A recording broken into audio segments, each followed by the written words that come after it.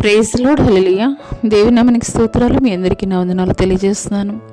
ఈ దినం కొరకు దేవుడు సిద్ధపరిచినటువంటి మాటలు, ఎటువంటి ప్రతికూలమైనటువంటి పరిస్థితులు నీ జీవితంలో ఎదురైనప్పటికీ కూడాను దేవుని పక్షముగా నీవు నిలబడేటువంటి స్థితిలో నీవు ఉంటున్నావా?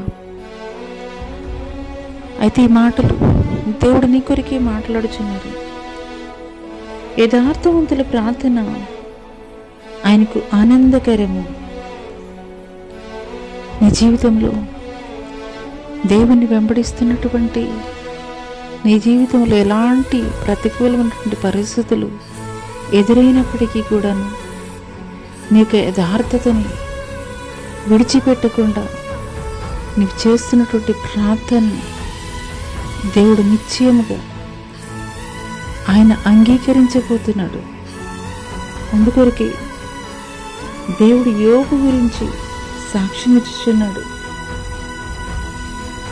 ఊజు దేశమందు యోబు అని ఒక మనుష్యుడుండెను. అతడు యథార్థవంతుడును న్యాయవంతుడునే, దేవుని యందు భయభక్తులు కలిగి చెడుతనము విసర్జించినవాడు. అవునేస్తమా, యోబుని గూర్చి దేవుడే సాక్ష్యం తెలియజేస్తున్నాడు.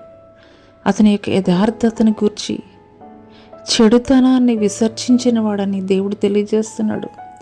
అందునిమిత్తమే అతను పరీక్షింపబడినటువంటి సమయంలో దేవుడు అతని పక్షముగా నిలవబడినటువంటి వాడిగా ఉన్నాడు. అతను పోగొట్టుకున్న దానికి రెండంతల ఆశీర్వాదాన్ని, పరిపూర్ణమైనటువంటి ఆయుష్కాలాన్ని దేవుడు దయచేశాడు.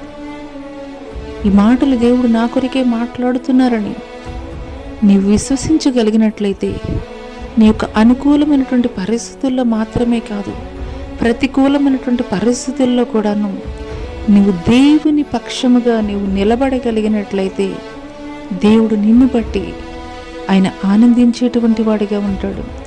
అంత మాత్రమే కాదు, దేవుడు రెండంతల ఆశీర్వాదాన్ని, పరిపూర్ణమైనటువంటి ఆరోగ్యాన్ని, క్షేమాన్ని దేవుడు నీకు మాత్రమే కాదు నీ కుటుంబానికి కూడా ఆయన కృప, ఆయన దీవెన దయచేయబోతున్నాడు.